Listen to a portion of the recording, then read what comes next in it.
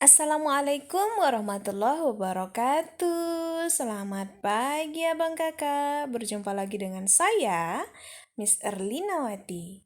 Oke abang kakak, kita masih di tema 2, udara bersih bagi kesehatan.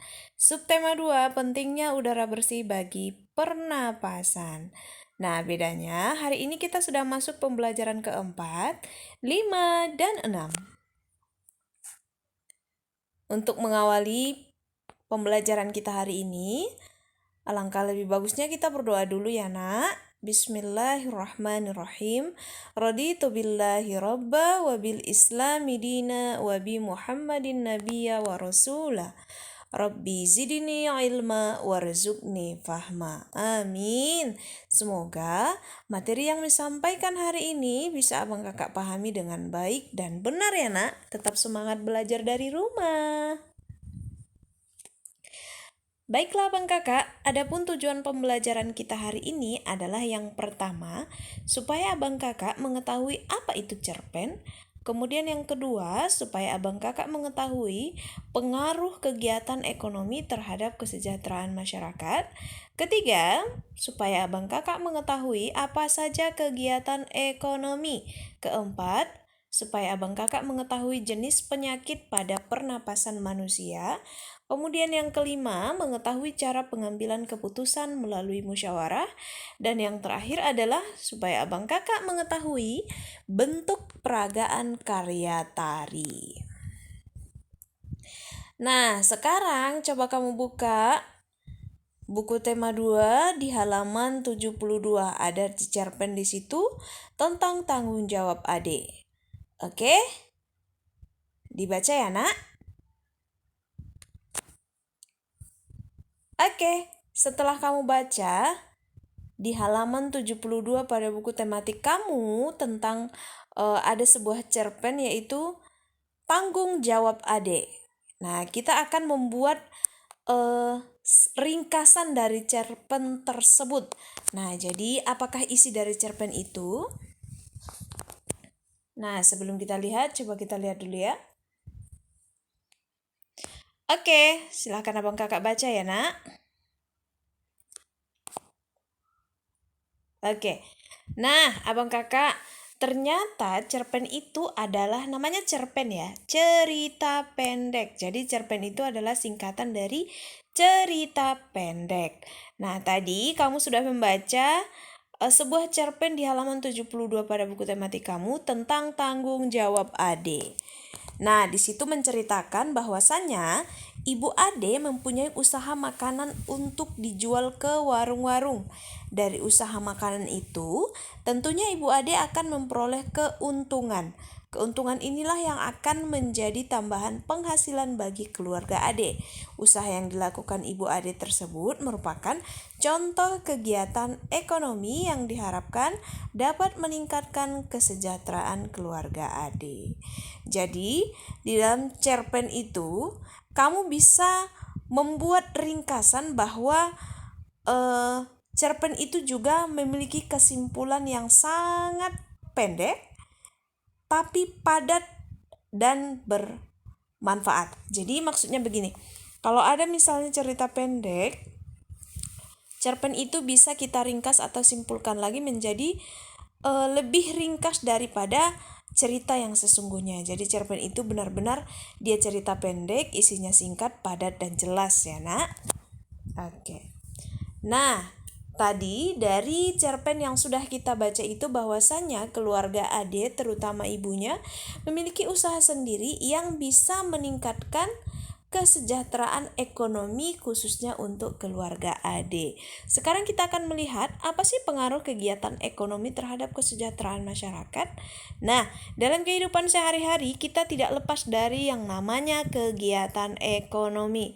Kegiatan ekonomi itu apa, Miss? Kegiatan ekonomi itu biasanya meliputi produksi, distribusi, dan konsumsi. Ketiga kegiatan ekonomi saling berkaitan satu sama lain. Satu kegiatan ekonomi terhambat akan mengganggu kegiatan ekonomi lainnya. Maksudnya kalau misalnya produksi itu gagal, maka distribusi tidak akan berjalan dan konsumen tidak akan mendapatkan produk yang mereka inginkan. Jadi saling berkaitan ya nak. Oke. Kita akan melihat satu persatu kegiatan ekonomi. Pertama adalah produksi. Apa itu produksi? Kegiatan menghasilkan barang dalam rangka memenuhi kebutuhan hidup. Orang yang melakukan kegiatan produksi disebut produsen. Contoh, ada pabrik roti. Jadi pabrik roti itu adalah suatu pabrik yang menghasilkan roti. Itu namanya produksi. Sementara orang-orang yang di dalam pabrik itu yang bekerja untuk pembuatan roti itu dinamakan dengan produsen. Jadi dia menghasilkan roti yang dihasilkan dari produksi roti. Nah, jadi intinya produksi itu adalah proses menghasilkan barang. Sementara orang yang memproduksinya itu namanya produsen. Oke, jelas ya nak? Yang kedua, distribusi. Distribusi adalah kegiatan menyalurkan hasil produksi dari produsen ke konsumen. Jadi tadi barang itu sudah diproduksi, sudah dihasilkan.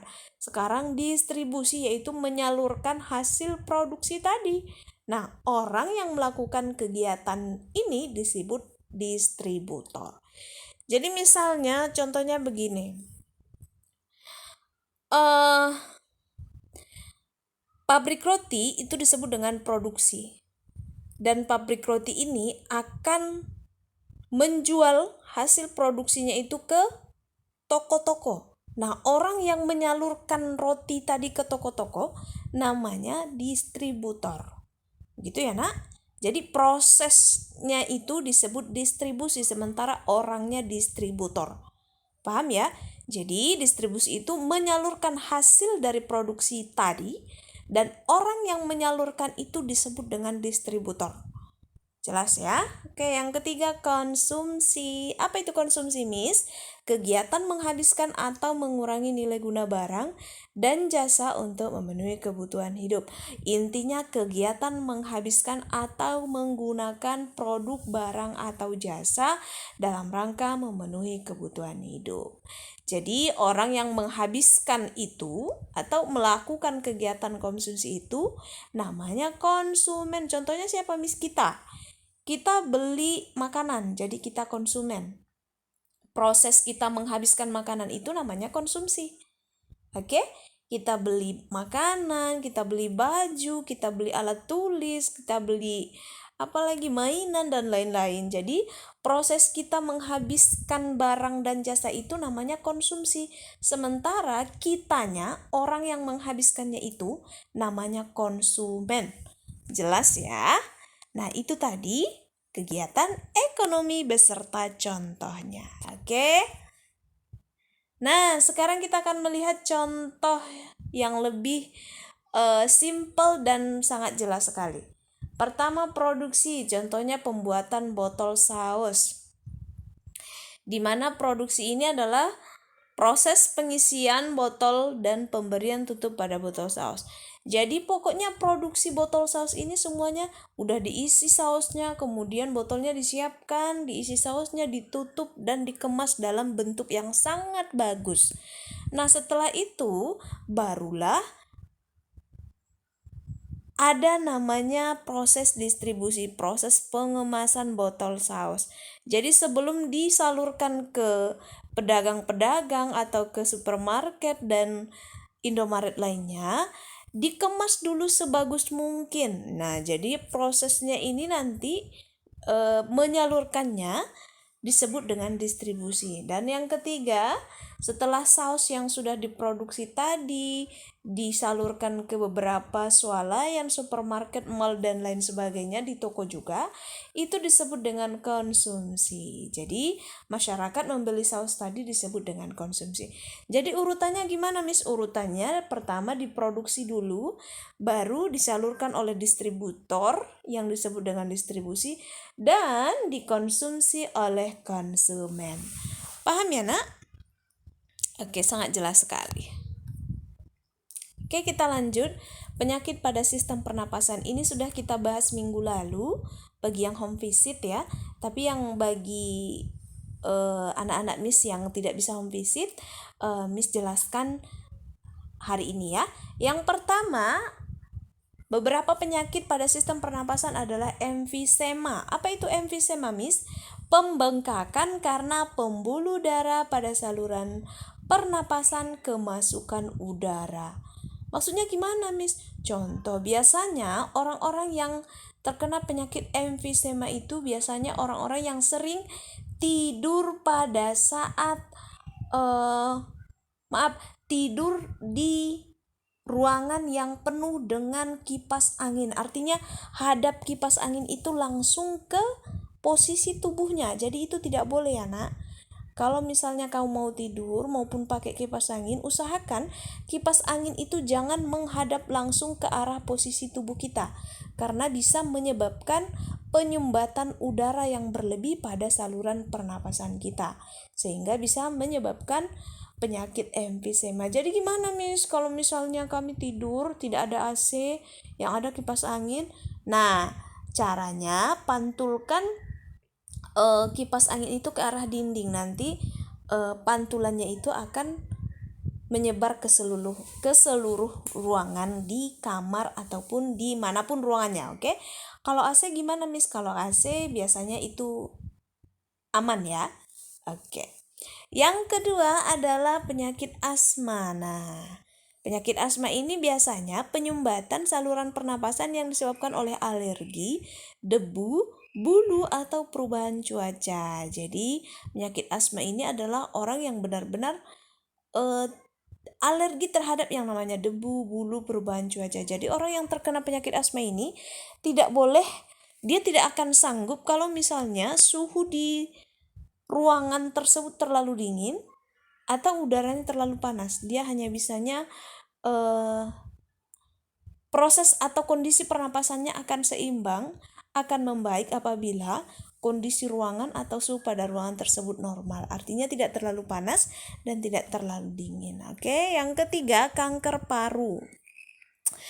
Nah, rupanya tidak hanya kanker di dalam tubuh seperti rahim, payudara, dan lain-lain. Ternyata di paru-paru juga ada kanker ya, Nak. Sel-sel kanker pada paru-paru terus tumbuh tidak terkendali. Penyakit ini lama-kelamaan dapat menyerang tubuh manusia. Apa yang menyebabkan kanker paru-paru ini, Miss? Biasanya kanker paru-paru ini banyak diderita oleh laki-laki kebanyakan. Karena apa, Miss? Karena kebanyakan menghirup asap rokok dan orang-orang yang bekerja di pabrik. Artinya mereka menghirup polusi udara yang berlebih sehingga bisa menyebabkan paru-paru terserang oleh kanker. Oke? Jadi apakah perempuan tidak, Miss? Bisa juga, karena kita sebagai manusia kan tidak tahu ya, Nak, kapan penyakit itu akan datang. Tapi biasanya kanker paru-paru banyak diderita oleh laki-laki. Yang keempat adalah tuberkulosis. Apa ini, Miss? Tuberkulosis itu adalah penyakit pada saluran pernapasan yang diakibatkan oleh bakteri Mycobacterium tuberculosis. Nah, biasanya penyakit ini menimbulkan bintil-bintil pada dinding alveolus. Nah, oke. Itu dia ya, Nak. Jadi tuberkulosis ini adalah penyakit pada saluran pernapasan akibat bakteri.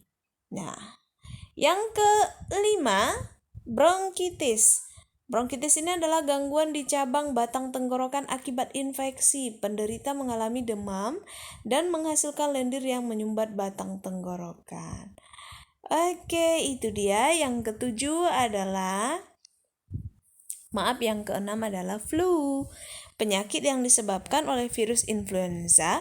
Penyakit ini timbul dengan gejala bersin-bersin, demam, dan pilek.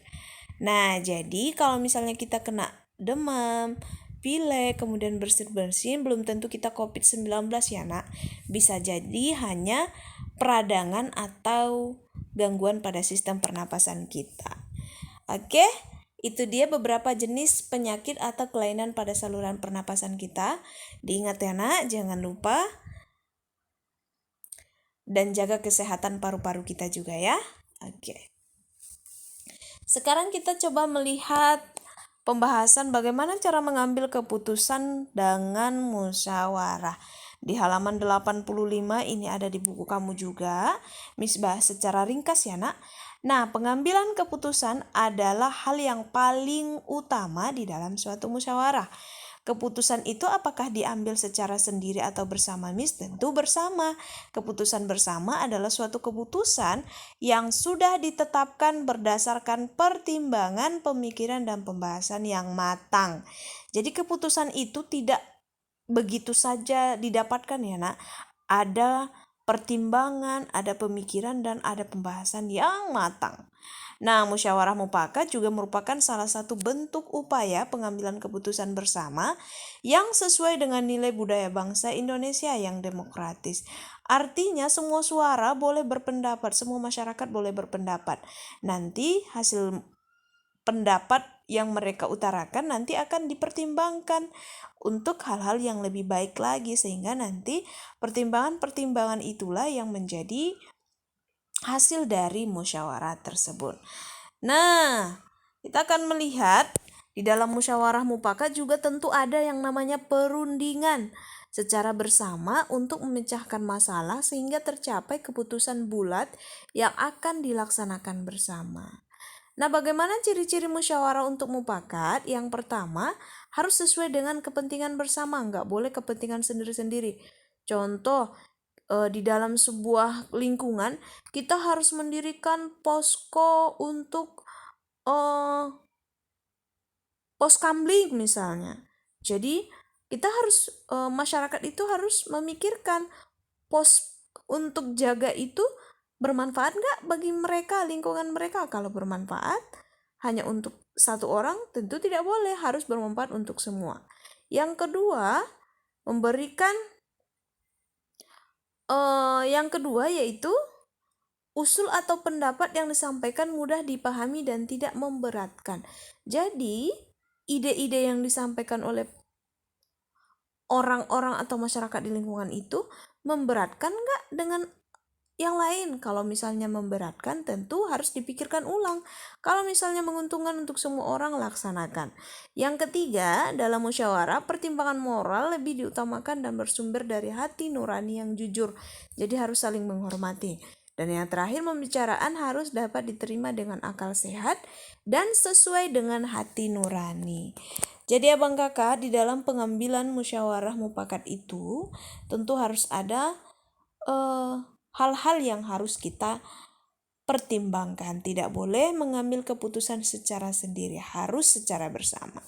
Nah, prinsipnya juga ada di buku kamu. Kemudian bagaimana tata cara persyaratan musyawarah juga ada.